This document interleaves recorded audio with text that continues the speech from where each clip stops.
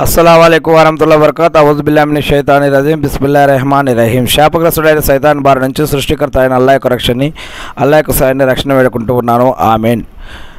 అల్లాహ్ యొక్క చివరి ప్రవక్త ముహమ్మద్ సల్లల్లాహు అలైహి వసల్లం గారు ఒక విషయం తెలియజేసి ఉన్నారు. జీవన మరియు ఆరాధన పద్ధతులకు సంబంధించినటువంటి విషయం.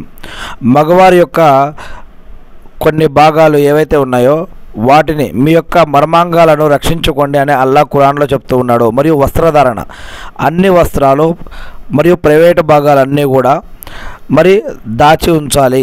పైకి ఉబికి ఉండేవన్నిటిని కూడా దాచి ఉంచాలి. మరియు మగవారి యొక్క పరద ఎక్కువగా నాభి అంటే బొడ్డు కింద నుండి మోకాళ్ళ వరకు కూడా ఇవన్నీ కూడా ఎప్పుడూ కప్పబడి ఉండాలి. బయట ఇవి కనిపిస్తూ మోకాళ్ళు మరియు బొడ్డు కనిపిస్తూ బయట తిరగకూడదు, అటువంటి బట్టలు వేయకూడదు అని చెప్పడం జరుగుతుంది. మరియు సున్నతుల ప్రకారం చీలమండల క్రింద వస్త్రం వేలాడ తీయకూడదు అని కూడా చెప్పడం జరుగుతుంది. ఇక ఇంకొక విషయం, మోకాలికి పైన ఉండే ఎటువంటి ప్యాంట్లు కానీ దుస్తులు కానీ వేసుకొని బయట తిరగకూడదు.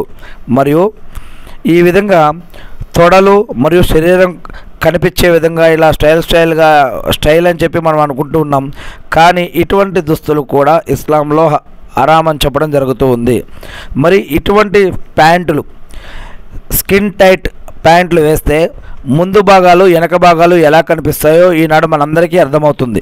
మరి ఇస్లాం సిగ్గుమాలిన తనాన్ని, చెడు విషయాలని, అశ్లీలతని ఇస్లాం కంట్రోల్ చేస్తూ ఉంది, కట్టడి చేస్తూ ఉంది. మనకి రక్షణని మరియు గౌరవాన్ని కూడా ప్రసాదిస్తూ ఉంది.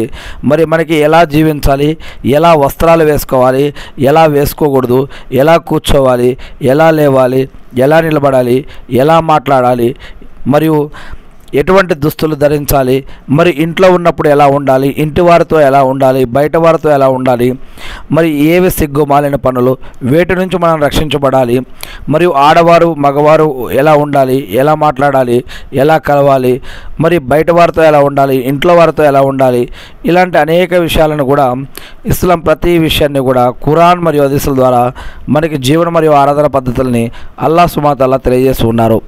నేను అల్లాహ్ సుబ్హానహు వ తఆలాని ప్రార్థిస్తూ ఉన్నాను. అల్లాహ్ మీరు ప్రవక్త ముహమ్మద్ సల్లల్లాహు అలైహి వసల్లం గారి ద్వారా ఏదైతే విషయాలు మాకు తెలియజేశారో వాటిని మేము తెలుసుకొని, నేర్చుకుని, అర్థం చేసుకొని, గుర్తుపెట్టుకొని వాటి ప్రకారం మేము జీవిస్తూ మిమ్మల్ని ఆరాధిస్తూ తెలియని ఇతర మా సోదరి సహోదరులకు తెలిపే భాగ్యాన్ని మాకు ప్రసాదించండి వల్ల. ఆమీన్.